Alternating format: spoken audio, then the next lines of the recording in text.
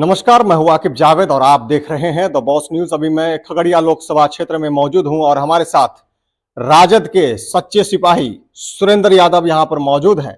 आज हम इनसे बात करेंगे क्योंकि खगड़िया लोकसभा क्षेत्र में अभी अभी मिली जानकारी के अनुसार मैं आपको बड़ी खबर बता रहा हूं कि जफर आलम जो है संभावित उम्मीदवार हो सकते हैं राजद से। खगड़िया लोकसभा क्षेत्र से अभी भी बताया जा रहा है, बड़ी खबर अंदर खाने से खबर आ रही है कि खगड़िया लोकसभा क्षेत्र से राजद के उम्मीदवार हो सकते हैं जफर आलम, जो सिमरी बख्तियारपुर के पूर्व विधायक भी रह चुके हैं। आज इन्हीं पर चर्चा करते हुए इनसे हम बात करेंगे और जानने का प्रयास करेंगे क्या वाकई जफर आलम आ रहे हैं, क्या वाकई अगले उम्मीदवार को, जो एनडीए समर्थित उम्मीदवार है, उसको टक्कर देने के लिए जफर आलम उतरेंगे क्या मैदान में? क्या खगड़िया लोकसभा क्षेत्र में इस बार क्या रणभूमि बनेगा? क्या मैदान में ऐसे लोग उतरेंगे जिस पर माहौल गर्म है, जिस पर चर्चा का विषय बना हुआ है? अभी सोशल मीडिया उठा करके देख लीजिए, हर जगह एक ही चर्चा है, जफर आलम जफर आलम। तो आज हम इनसे बात करने आए हैं, क्या वाकई वो यहां से लड़ने वाले हैं, क्या उनको टिकट मिलने वाला है, इन सब चीजों पर हम चर्चा करेंगे। तो क्या कहना चाहते हैं? जिस तरह से जफर आलम का नाम आ रहा है, सोशल मीडिया पर लगातार देख रहे हैं, हर जगह पोस्ट फैला हुआ है कि जफर आलम संभावित उम्मीदवार हो सकते हैं। आपको और आपके चैनल को बहुत बहुत बधाई। राजद का जो भी उम्मीदवार होगा, महागठबंधन का जो भी उम्मीदवार होगा, इस लोकसभा से 3 लाख मतों से अधिक से जीतेगा। उसमें एक व्यक्ति जफर आलम भी है। वह अगर राजद में आता है, राजद उसको सिंबल देता है, कार्यकर्ता में उत्साह आएगा, इनकलाब का नारा गूंजेगा, जय लालू, जय राबड़ी, जय तेजस्वी, जय रोजगार, जय नौकरी, जय 24। क्या लग रहा है? वो तो भाई आपको क्या बोलते हैं उसको, कि उन्होंने सदस्यता भी तो नहीं लिया है। देखिए, सदस्यता लेना और सिंबल देना, ये दोनों चर्चा का विषय इलेक्शन में ही होता है। इससे पूर्व में भी आप कई विधायक और कई सांसद को देखे होंगे, पहले सदस्यता दिलाया जाता है, उसके बाद सिंबल देता है। आपको याद होगा, आप चैनल पर चलाए भी थे, यूसुफ सलाउद्दीन साहब जो सिमरी बख्तियारपुर के राजद विधायक बने, वो इससे पहले एलजेपी के उम्मीदवार थे, एलजेपी के सिंबल पर चुनाव लड़े थे। हमारे पार्टी में सभी जाति, सभी धर्म, सभी लोगों का एक जैसा सम्मान है, यानी बराबर। तो जफर साहब आ जाते हैं, अभी पार्टी में सक्रिय नहीं है, सदस्यता नहीं लिया। अगर उसको अला कमान का ऐसा आदेश हुआ तो मिनटों में सदस्यता दिया जाता है, तुरंत सिंबल दे दिया जाता है। यही फर्क होगा नेताओं में, कार्यकर्ताओं में। जो अगर जफर आलम आ जाते हैं मैदान में, तो चुनाव जैसे महागठबंधन से संजय कुमार सिंह का नाम आ रहा है, वो अगर 2 लाख से जीते हैं तो जफर आलम 3 लाख से जीतेगा। उसमें कारण क्या होता है, इस चीज को पहले से आप समझिए। कम्युनिस्ट पार्टी को अगर टिकट देता है, वो भी जीतेगा। मेरा कहने का मतलब यानी महागठबंधन में जो भी आएगा जीतना तय है। जफर आलम को आने से मार्जिन बढ़ेगा।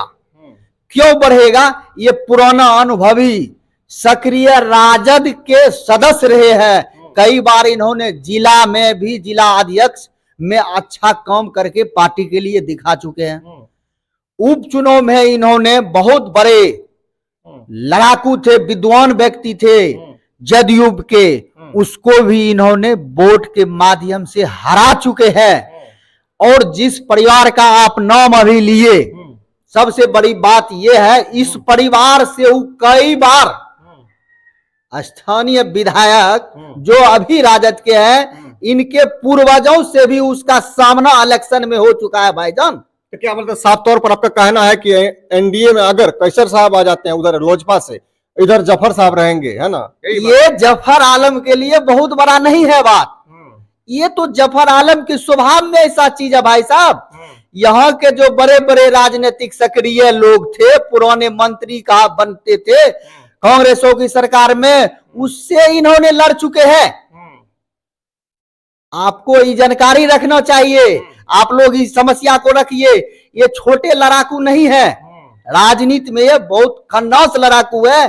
कितनों भी बड़े एनडीए का प्रत्याशी आ जाए, अगर जफर आलम आ जाता है इंडिया गठबंधन से, तो जफर आलम दौड़ेगा पूरा रेस में 100 के स्पीड में, कार्यकर्ता उसके पीछे उसके साथ दौड़ेगा हिम्मत से। इसमें कार्यकर्ता को उत्साहित कैसे किया जाता है, धरातल पर काम कैसे किया जाता है, पदाधिकारी से किस हिसाब में बतियाया जाता है, जफर आलम को पूरा अनुभव है।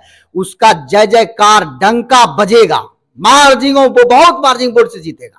कई जगह से हमको फोन भी आ रहा है कि भाई क्या वाकई जफर आलम को टिकट मिल रहा है, तो क्या लगता है, मतलब उसका लोकप्रियता देख करके लग रहा है कि मतलब ऐसा क्या किए हैं वो, ये बताइए। उसका आपको देखने का बहुत बड़ा नमूना सैंपल मिलेगा। अगर आपको किसी पदाधिकारी से काम है, वह किस अंदाज में पदाधिकारी को फोन करके कहते हैं ये जनता मालिक है, इसका काम अगर नहीं होगा तो आपका खैर नहीं है। और जो अभी एनडीए गठबंधन का सांसद है वो बोलता है हेलो सर देख लीजिएगा, यानी फर्क यही है। जफर आलम जनता को मालिक बना करके पदाधिकारी से बात करते हैं और उधर से सर कह के बात करते हैं। दोनों के स्वभाव में यही फर्क है। जनता सही में मालिक है, बड़े बड़े नेताओं को जनता के आगे मतलब प्रणाम करना पड़ता है, तो यही स्वभाव है जफर आलम में।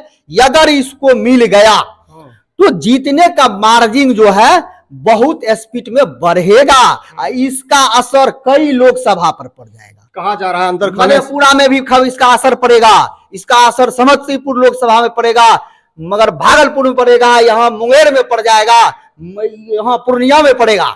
ये बहुत पुराने अनुभवी नेता हैं। इसको पद मिला, कम समय के लिए मिला, अगर इसको समय बढ़ जाता है, एमपी बन जाता है तो ये दिल्ली से दहाड़ेगा तो दुश्मन यहाँ भागेगा, दुश्मन दौड़ेगा। जनता मालिक का काम स्वतंत्र के हिसाब से होगा, नवाबी शाही नहीं चलेगा, जनता यहाँ का मालिक बनेगा। क्या लगता है इंडिया गठबंधन जिस तरह से लगातार एक पर एक फैसला लिए जा रही है, पहले तो पप्पू यादव जन अधिकार पार्टी में थे, उसको वहां से हटा करके विलय करा लिया पार्टी का, और एक जबरदस्त मतलब जो चेहरा कहा जाता है पूरे बिहार में, जिस तरह से कोरोना काल में बाढ़ में उन्होंने मेहनत किया था, उनको ले आए अपने पाले में इंडिया गठबंधन में।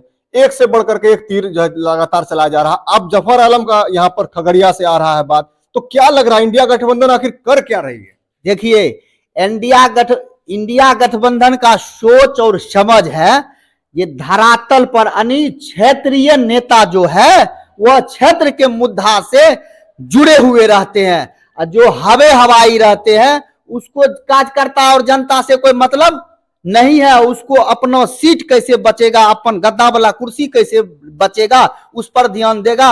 और जफर आलम को मिलता है तो वह गद्दा वाला सीट को नहीं, वह रोड पर दौड़ेगा, इंडिया के लोग दौड़ेगा, एनडीए वाले लोग आराम से बैठ जाए। क्या लग रहा है खगड़िया में इस बार बदलाव की बयार चल रही है क्या?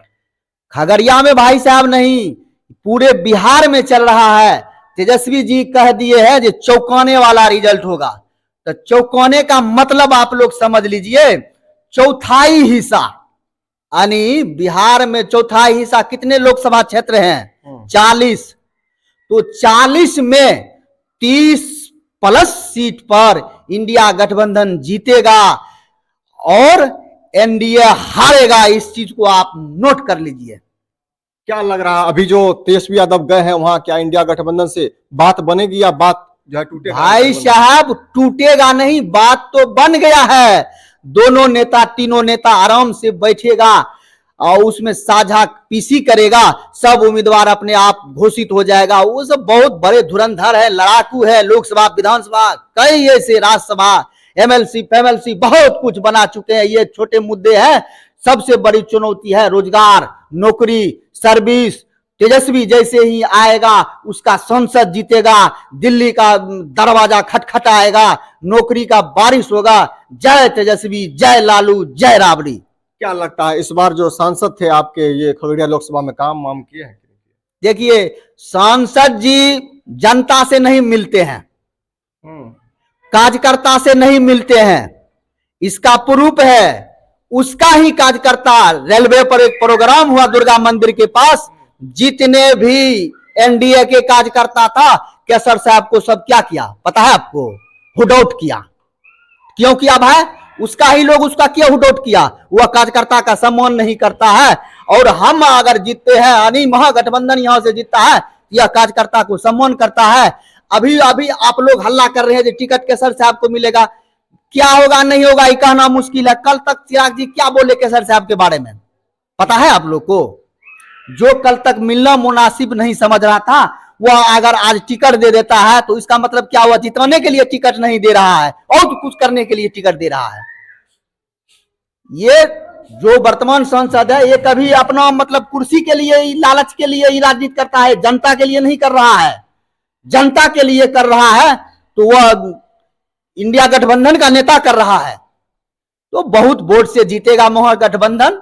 जफर से आवाज आता है तो अति उत्तम की बात है भाई, बहुत खुशी है, बहुत बहुत बधाई राष्ट्रीय नेतृत्व को, प्रदेश के नेतृत्व को। अगर ऐसे क्रांतिकारी साथी को एमपी का सिंबल देता है तो यहाँ महागठबंधन में और गर्दावरोन जीत होगा। 3 लाख से अधिक वोट से खगड़िया लोकसभा से हम लोग जीतेंगे। वाह क्या बात है। तो इस बार एक बार लालू यादव के भाषा में बोल करके दिखा दीजिए। हम लोग भाई लालू यादव के आवाज में क्या बोलेंगे? पूरे बिहार लालू यादव है। जय लालू, जय तेजस्वी, जय राबड़ी, जय नौकरी, जय सर्वेश। देखिए देखिए, बहुत ही बेहतरीन इन्होंने साफ तौर पर कहा है कि अगर जफर आलम खगड़िया में आ जाते हैं तो भारी मात्रा में जो है वो जीतने का काम करेंगे, जो है भारी वोटों से जीतेंगे। इनका साफ तौर पर कहना है कि इस बार खगड़िया में एक नया बिहार बहा है और नए लोगों का जो है चयनित किया जाता है। लेकिन मैं बता दूं कि जफर आलम बहुत पुराने खिलाड़ी हैं, उन्होंने कई मंत्रियों से, कई पुराने लोगों से उन्होंने लड़ा है और 30 साल, 35 साल, 40 साल का उनके पास अनुभव है।